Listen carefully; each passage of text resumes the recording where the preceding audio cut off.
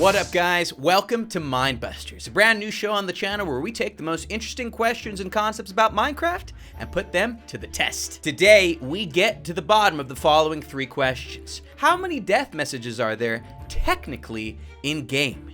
The answer is going to shock you. Question number 2 is, how rare is Minecraft's Brown Panda actually? Quite elusive, but just how elusive? And finally, how long would it take for us to breed one of Minecraft's most secret mobs, a rare variant of the mooshroom? Well, we'll be getting to the bottom of all of those questions in today's video. But hey, if you want to see more Minebusters on the channel, please show your support for this brand new show by leaving a like on today's video, leaving your comments that you want answered as well, and subscribing for more. But with that, we get to our first question, and it's about total death messages. Death messages occur when you die, but how many are there? Well, according to the wiki, there are 66 total death messages. Now, here are some examples of possible death messages. We're going to go ahead and reduce our health down, and in this case, we're going to go ahead and get pricked to death. This is one of the numerous different ways that you can die in-game. Logdotzip was pricked to death. It's the saddest story, really. But there's lots of other ways to make it happen as well. You can be hit with, oh, you know, an anvil, you know, a falling anvil specifically. You can drown. You can be just messed up in all sorts of ways, whether it's drowning, whether it's being attacked by various different mob types, suffocating in a wall, using sand. Oh boy, very sad story.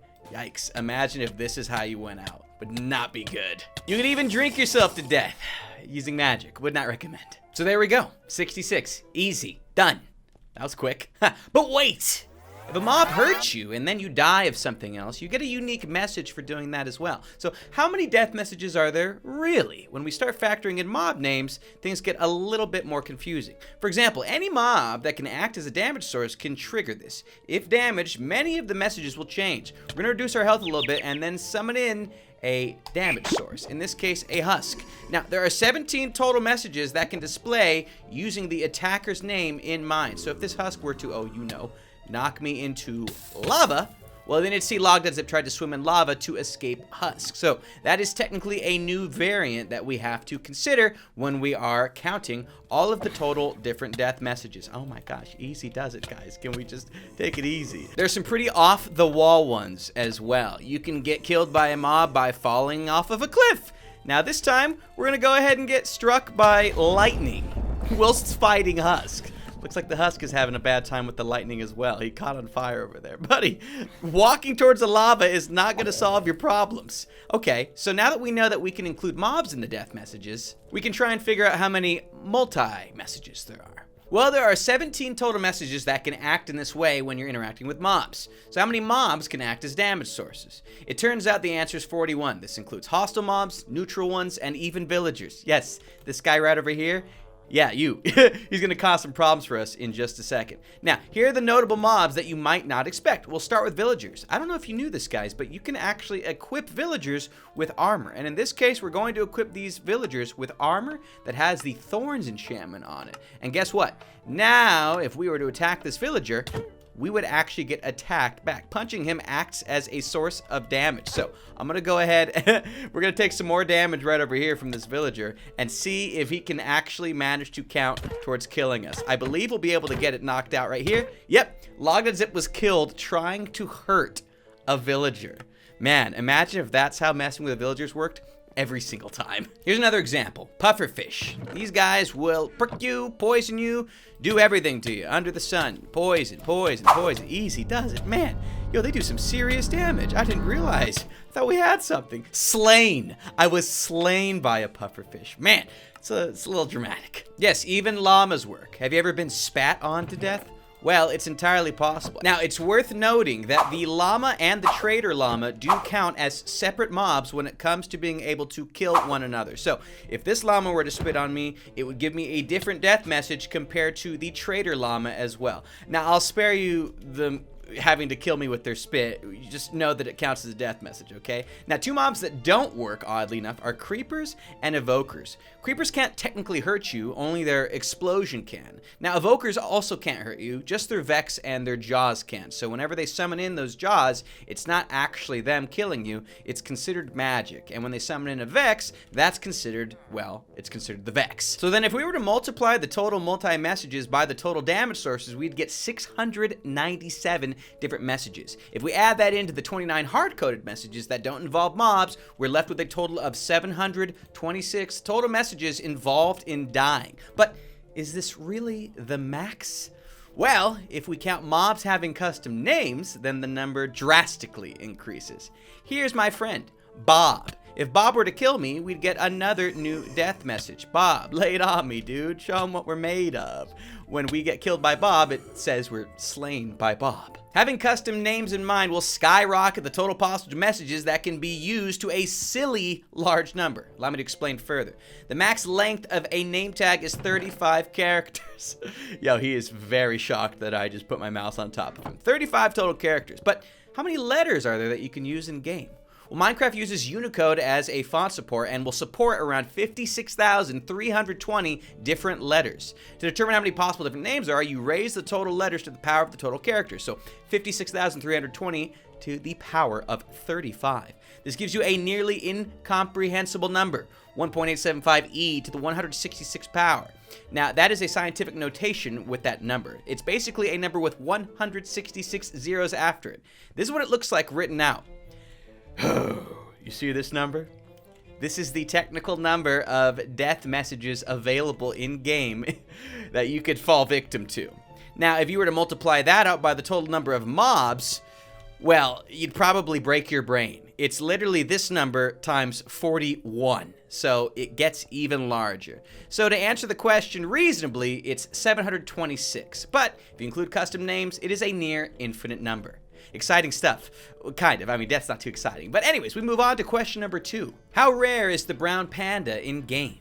A brown panda requires 2 brown genes in order to spawn in. We're going to spawn in a brown panda so you can see what they look like. Every single panda has the chance at being a brown one. These genes are hidden unless there are 2 of them. Every single panda starts with 2 genes. There's no way to determine if it has a hidden gene or not. For all we know, this panda could have a hidden brown gene. In this case, it is not showing up because both of the genes need to be brown.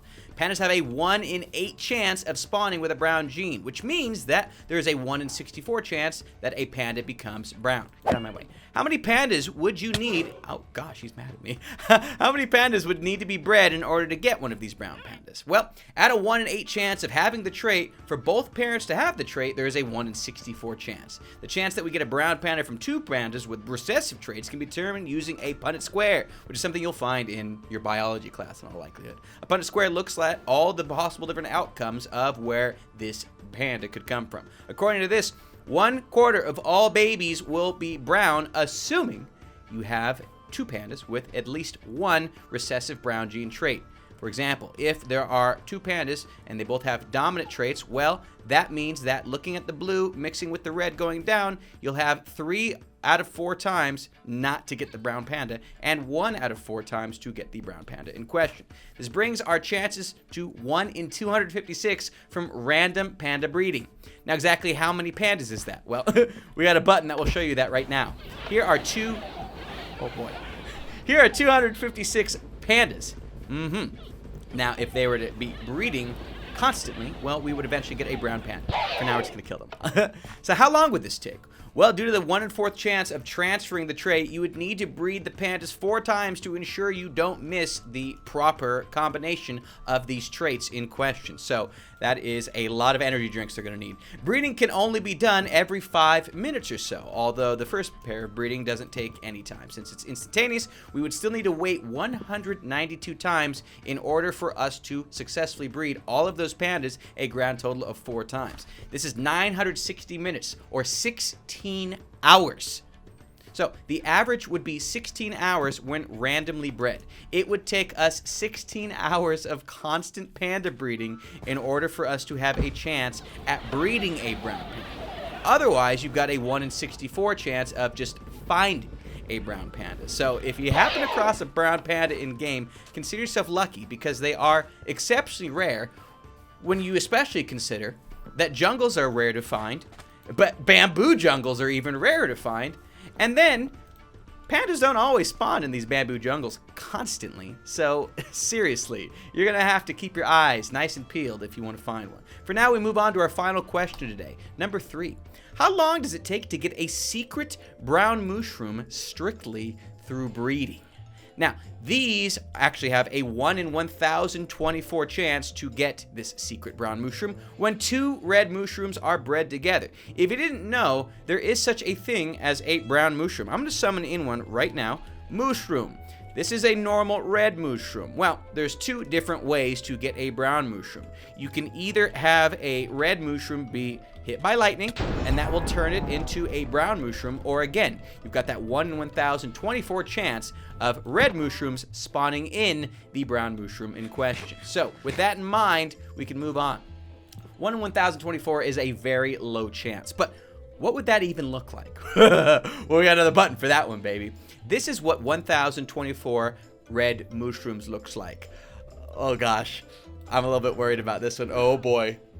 Oh boy. Yo. Oh my gosh. Yo, guys, work with me on the lag. Now's a good time to beg for likes. If you haven't not yet left a like on today's Minebusters debut, this is literally the first time we've done a video like this. Show your support, thanks for leaving a like, and let me know what other questions you'd like to see answered in future videos. For now, I believe we've spawned in approximately all 1,024 of these red mooshrooms. Things aren't terribly laggy. I mean, they're still pretty laggy, but what you're looking at here are 1,024 different mooshrooms.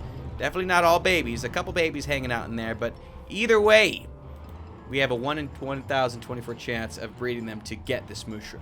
This is a very low chance, but what would that even look like? Well, we'll worry about it a little bit later. We're going to remove those guys for now.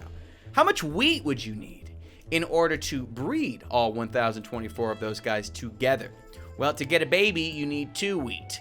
So 2,048 wheat would be required in order to get all of the mooshrooms nice and fed. That's about 32 stacks.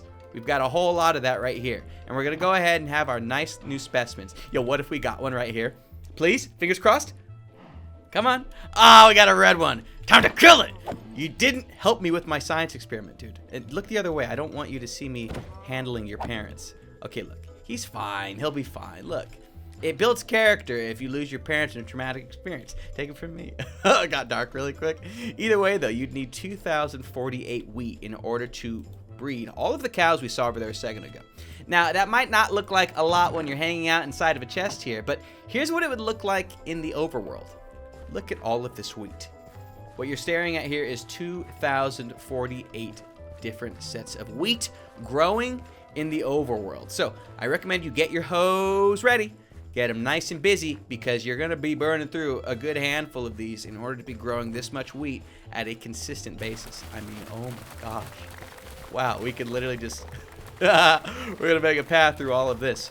If you ever want to see a brown mooshroom and you don't have any thunderstorms handy, well, this is going to be the way for you to handle that situation.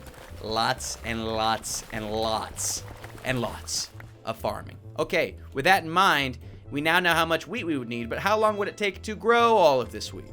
Well, for simplicity's sake, let's assume that you only have 1 plant. This means we are really calculating the growth time. The more wheat we have growing, the faster this will be. Wheat takes 31 minutes to fully grow. To get the amount we need, that would take 63,488 minutes, which is 1,058 hours, or 44 days. It would take 44 days to grow 2,048 wheat. Yes, you're not going to be getting any of these brown mooshrooms anytime soon. But what if we use bone meal instead? How much bone meal would we need in order to get this question answered? Well, we've got some bone meal right here. And if you didn't know, it takes approximately 2.4 bone meal on average in order to fully grow wheat to its final stage where it's ready for harvesting. So that is a lot of bone meal, which means a few different things. Well, it means we would need 2.4 times 2,048, which is 4,915 bone meal. That is a lot of bone meal. How much is it? Well, it's this much. It is 76 stacks of bone meal. Oh boy. Yes, that is a lot. 76 stacks plus plus 51 bone meal. But how many bones is that? Well, you get 3 bone meal per bone, so that's 1,638 bones, which is 25 stacks and a little bit more than 1 additional half stack, which seems a little less daunting, just a little less impressive. But how many skeletons would you need in order to kill and collect all of the bones? Well, skeletons drop an average of 1 bone, believe it or not, so that's 1,638 skeletons. However, with looting 3, they drop 2.5 bones on average, so you would only need 655 skeletons with a looting 3 sword in order to get all of the bones you would need for all of the bone meal you would need, for all of the wheat you would need, for all of the cows you would need to breed to get your baby secret brown mooshroom. This is what 655 skeletons looks like in question. That is a whole lot of skeletons. So I would get your mob grinders nice and ready, because you're going to be hanging out with them for a very, oh boy, a very, very, very long time. Yo, look at them. Yo, nuts. Okay, starting to lag. We're going to remove all of the skeletons today. Ladies and gentlemen, that has been episode 1 of Minebusters. Special shouts out to the Waz build team for today's development and code, and to Brain B for building this magnificent showcase. Let us know in the comments below what question you'd like to see answered about your favorite game, Minecraft. And we'll see you for the next one.